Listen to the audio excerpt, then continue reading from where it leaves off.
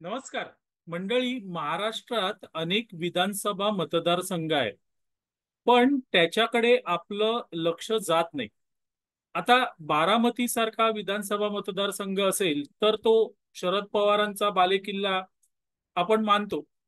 त्याचप्रमाणे असे काही येवला असेल तर तो भुजबळांचा बालेकिल्ला, असे काही मतदारसंघ आहेत ते बालेकिल्ला म्हणून प्रसिद्ध आहेत. पण मित्रांनो, एखादा मतदारसंघ बालेकिल्ला केला आणि त्यानंतर तो मतदारसंघ आपल्याकडे राहील असं प्रयोजन झालं, अशी स्थिती अभावाने आढळते. आणि मला असं वाटतं, अशी स्थिती फक्त मुंबईतल्या वरळी मतदारसंघात आहे. मुंबईतला वरळी मतदारसंघ हा शिवसेनेचा बालेकिल्ला करण्यात आला. तो बालेकिल्ला होता का? तर नव्हता. तो बालेकिल्ला नव्हता. पण उबाटा सेनेचे तरुण नेते आदित्य ठाकरे तिथून 2019 ची विधानसभा निवडणूक लढणार म्हणून तो बालेकिल्ला करण्यात आला. त्या मतदारसंघामध्ये दोन उमेदवार हे सशक्त.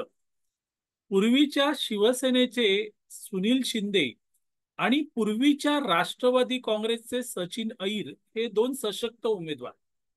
सचिन अईर तिथून निवडून आलेले आहेत. त्यानंतर 2014 मध्ये सुनील शिंदे यांनी त्यांचा पराभव केला, ते तिथून निवडून आले. त्यामुळे कधी राष्ट्रवादी कधी शिवसेना असं दोलायमान अवस्थेमध्ये हा मतदारसंघ राहिलेला आहे.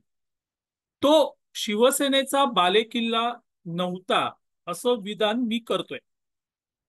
पण आदित्य ठाकरे तिथे उभे राहणार म्हणून तो बालेकिल्ला तयार करण्यात आला. सचिन अईर यांना राष्ट्रवादी काँग्रेसमधून शिवसेनेत घेण्यात आलं. सुनील शिंदे तर तिथे होते. आणि अशा प्रकारे जो मुख्य विरोधक होता त्या वरळी मतदारसंघात, ते सचिन अईरच शिवसेनेत आले आणि त्यामुळे तो बालेकिल्ला शिवसेनेचा झाला. आता त्या बदल्यात सचिन अईर यांना विधान परिषदेचा आमदारकी देण्यात आली. तसंच सुनील शिंदे यांनाही विधान परिषदेची आमदारकी देण्यात आली. म्हणजे एका मतदारसंघामध्ये तीन तीन आमदार असलेला, मला वाटतं महाराष्ट्रातला एकमेव मतदारसंघ हा वरळी मतदारसंघ आहे. आता हे का करण्यात आलं? तर साहजिकच आदित्य ठाकरे यांच्या विजयासाठी हे करण्यात आलं. 2019 मध्ये जी निवडणूक झाली, त्या निवडणुकीत आदित्य ठाकरे हे जवळजवळ 68,000 मताने तिथून विजयी झाले आणि फायदा त्यांना मिळाला, बालेकिल्ला झाला. पण मित्रांनो, आता हा मतदारसंघ उबाटाचा बालेकिल्ला राहिला आहे का? हा खरा प्रश्न आहे. कारण आदित्य ठाकरे तिथून विजयी झाले आणि त्यानंतर खऱ्या अर्थाने वरळी मतदारसंघामध्ये फाटाफुटीला सुरुवात झाली. सचिन अईर आणि सुनील शिंदे यांच्यामध्ये फाटाफूट झाली. ते दाखवायला जरी एकत्र असले तरीही कार्यकर्त्यांची मनं अजून जुळलेली नाहीयेत. आणि साहजिकच आहे, ज्यावेळेस नेत्यांची मनं जुळत नाहीत त्यावेळेस कार्यकर्त्यांची मनं कशी जुळणार?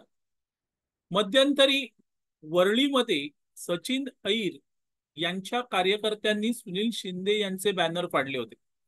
त्यानंतर सचिन अईर यांचे बॅनर फाडण्यात आले. तर अशी नोकझोक तिथे सध्या सुरू झाली. पण मला असं वाटत होतं की ही प्राथमिक लेवलची नोकझोक असेल. पण हा भ्रम होता. कारण आता नुकत्याच झालेल्या 2024च्या लोकसभा निवडणुकीमध्ये त्याचं प्रतिबिंब पडलं. आणि वरळी मतदारसंघामध्ये जो उबाटा सेनेला लीड मिळायला पाहिजे होता, तो लीड काही मिळाला नाही. केवळ 6,500 मतांनी वरळी मतदारसंघामध्ये उबाटा सेनेला लीड मिळाला. आणि हा खरा म्हणजे मोठा धक्का होता. उबाटा सेनेला मोठा धक्का होता. कारण ज्या बालेकिल्ला म्हटल्यावर किमान वरळी मतदारसंघामधून 30,000चा लीड प्रत्येक जण अपेक्षा करत होतं, पण मिळाला फक्त 6,500चा लीड. 7,000 पकडू आपण, चला, कारण 6,800 वगैरे असं काही नंबर आहे, 6,000 पकडू. म्हणजे अपेक्षित लीड मिळाला नाही. आणि मग जे नोकझोक जी सुरू आहे उबाटा सेनेमध्ये, ती अधिक प्रकर्षाने जाणवायला लागली.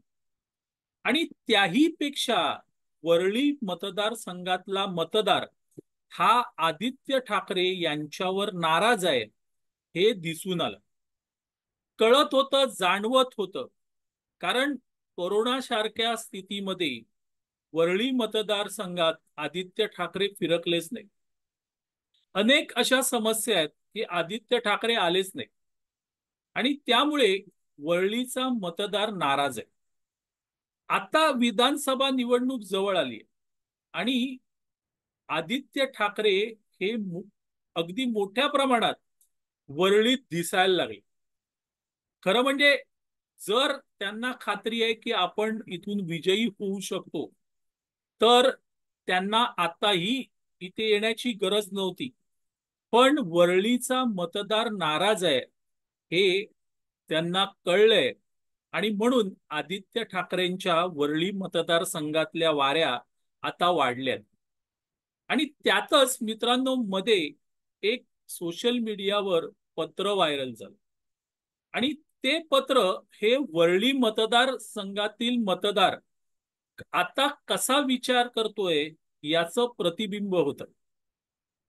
हे पत्र एका कोळी बांधवांनी लिहिलेलं आहे, आणि त्यात त्यांनी म्हटलेलं आहे, तुम्हाला जय महाराष्ट्र साहेब बोलायचे की सलाम वालेकुम असं बोलायचं, हा प्रश्न पडलाय आम्हाला. आम्ही वेडे आहोत म्हणून आतापर्यंत तुमच्या शिवसेनेला मतदान करीत राहिलो. हा बाळासाहेबांचा वारस वरळी मतदारसंघ पिंजून काढून सर्वांसमोर आदर्श निर्माण करेल असं वाटलं होतं, पण असं काही झालं नाही. तुम्ही निवडून आल्यावर वरळी विधानसभेकडे थोबाड फिरवलं, ते आता निवडणूक आल्यानंतर दाखवलं. 4 वर्ष तुम्ही आम्हाला लाथाडलं, तरी देखील तुम्ही आता येता. तरी तरी आम्ही तुमचं वरळीच्या गल्लीत स्वागत करतोय.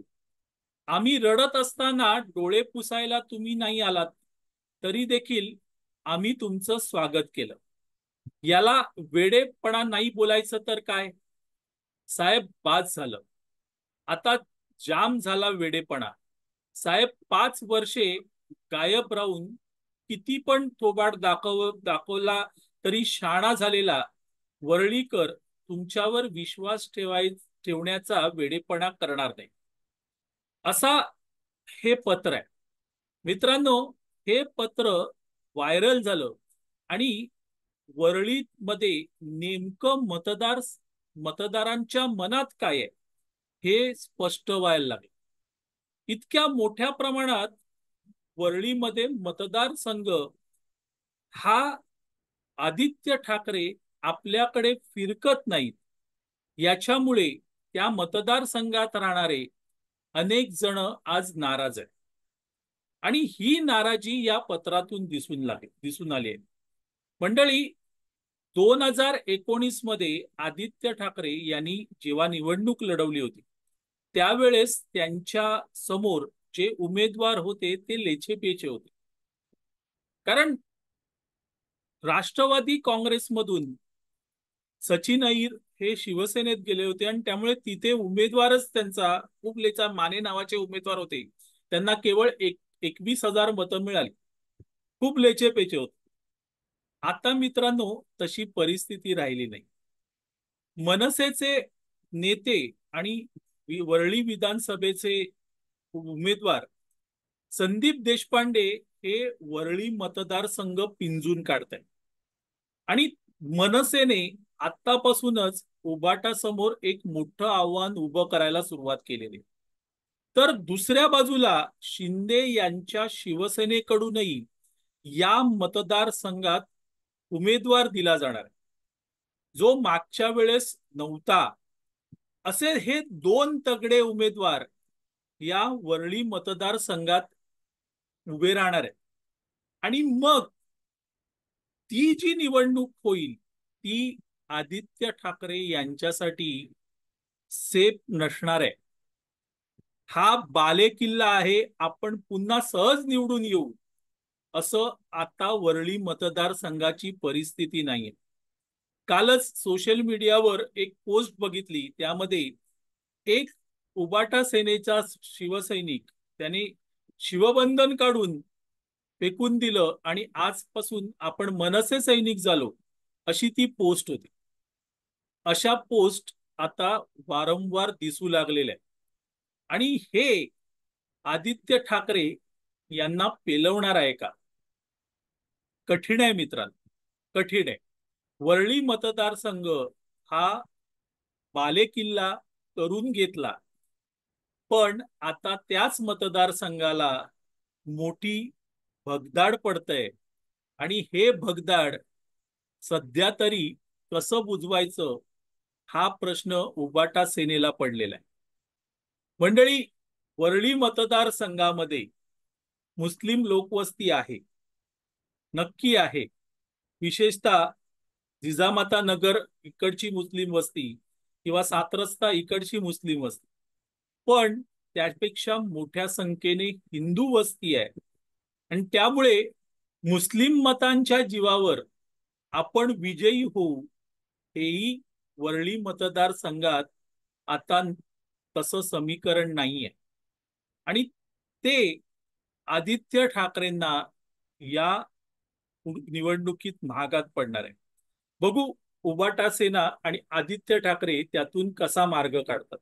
मंडळी, तुर्तास इथे थांबतो. आपल्याला हा व्हिडिओ आवडला तर लाईक करा, शेअर करा, लक्षवेधला सबस्क्राईब करा. मी आबा माळकर आपली रजा घेतो. धन्यवाद.